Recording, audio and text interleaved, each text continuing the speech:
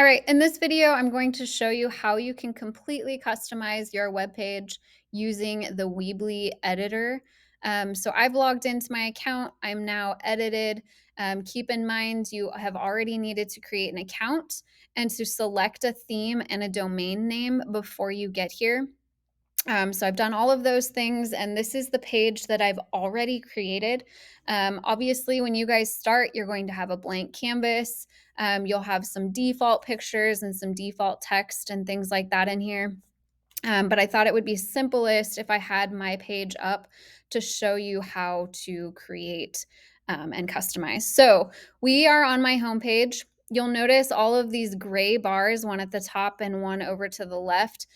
We are currently in the build section, which is going to allow us to completely customize our page any way we want. If we click on the pages, it's going to take us to all of these tabs over to the left. So in my previous video, I showed you that I've got my home page, I've got my about, my portfolio with all of the different classes I've completed as part of my program, and then my contact page. If you click on theme, this is where you can change it after the fact. I've never changed my theme mid-project, so I don't know how simple it is to do it, but if you wanted to make some simple changes to it, you could using this section. Apps, we're just going to close it because we are not going to have a cart or anything like that. And then settings. So let's go back to our build. You'll notice over here all of these different things we can choose from. So title, let's just go through all of them. So I'm on my home page. Let's say I wanted to add a title. I'm going to click on title and I'm going to just drag it to where I want it on my page. I guess I can't add it there. Let's go down to the bottom. So title, when you see this blue line, that's going to indicate where it is that you want it. If for some reason you wanted a title off to the side of the information that was already there, you notice that blue line is there. Let's just put this down here. And it's just going to bring in that super simple click here to edit. Let's just say, thank you for visiting my page.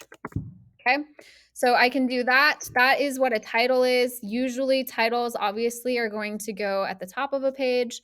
Um, Deleting them is super simple. So you'll notice I just clicked on the new title that I added. And then over here is a little button. Obviously my page is set up the way that I want to, so I'm going to just go ahead and delete it.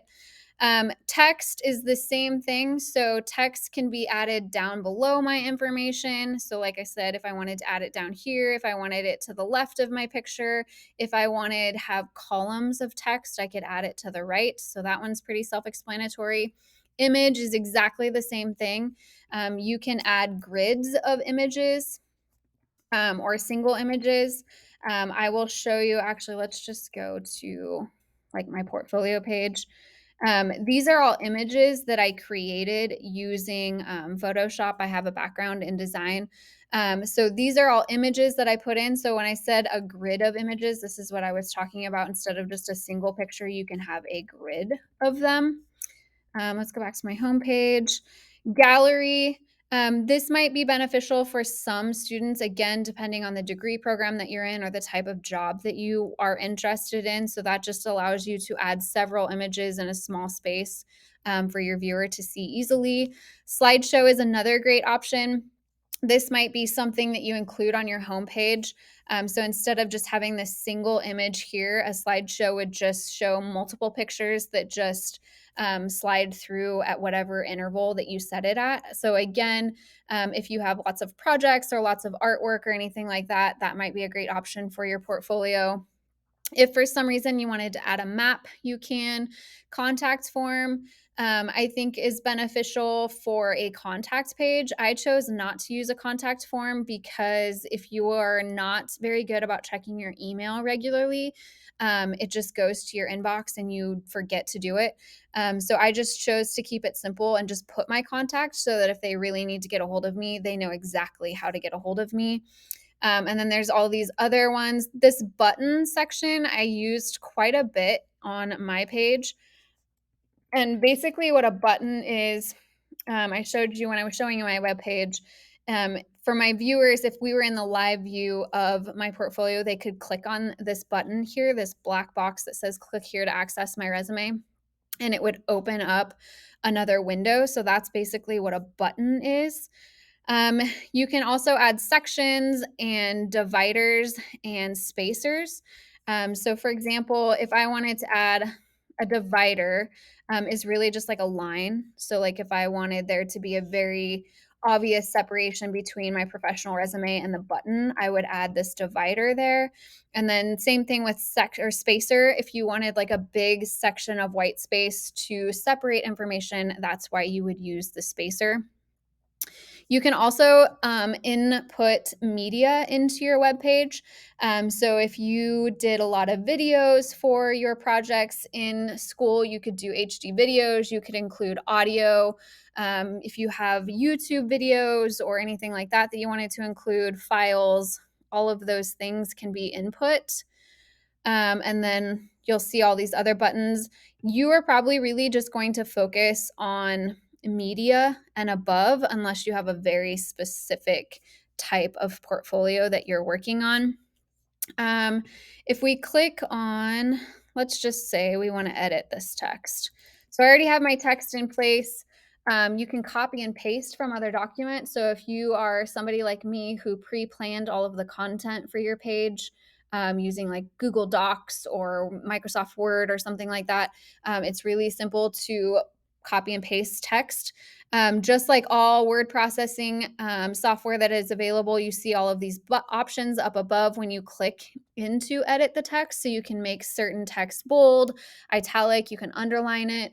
The plus and minus just makes the text smaller or bigger. If you click on this button, you can change the color of your text. I think you have to select it first. So let's just say we wanted to make it purple for some reason. Just like all other things on computers, if you just do a Control Z, you can easily undo that. If for some reason you wanted to undo it, you can change the alignment of all of your text. You can add bullets or numbers or all of those kinds of things. This link button here was really beneficial for me. So let's go to my portfolio page. Um, I don't want to edit the link. I added a bunch of links in my text. So if you double click on this and you see this line come up, I clicked on this link button to link in my PDF for all of my assignments. So if you do that, you just click on link. It's going to ask you to choose what document you want to do. So you would upload a new document and upload your links that way. You can also link different websites. I linked some MP4s using this technique. So that's what that is all about. So you'll go through your pages. When you want to add a new page, you'll click on pages, and then there's this add button right next to the word pages. So let's just click on home. Let's add a new page. When you add a page, you can choose which type of page you want to do. The one that you're probably going to use the most is standard page. That's the only page that I used. If for some reason they were accessing a link or a file or something, you might do external. But for the most part, you're probably just going to use standard. So I'm just going to click on it. You can name your page. So let's just say portfolio 2.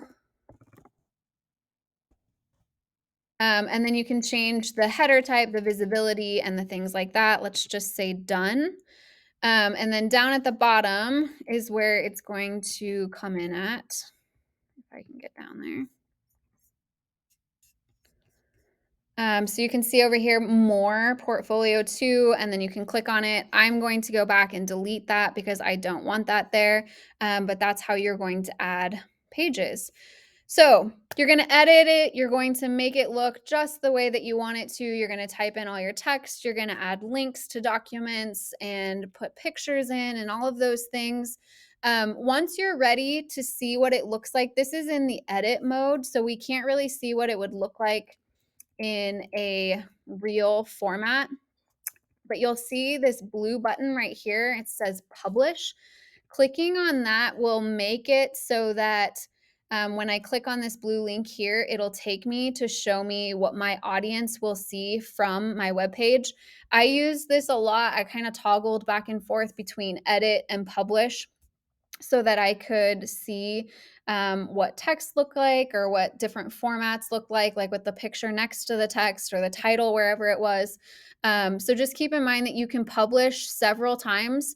It doesn't really make it visible to others. The only way that other people would have access to it is if they had this link.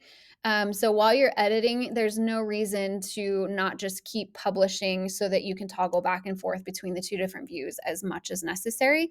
I'm going to click on this. Actually, I'm not going to click on it. I've already showed you my webpage. So by clicking on this blue link, it's basically just going to show you, take you to the view that I showed you in the previous video. So that is editing your page. After you've pushed publish, you can keep editing as much as you want. It's not like a permanent publish. Again, just think about it as seeing it in the view in the way that your audience would view it. In the next video, I'm going to show you how I saved documents to my computer to easily link to my portfolio and the importance of saving your documents and your assignments and your projects to your computer and getting them off of Canvas.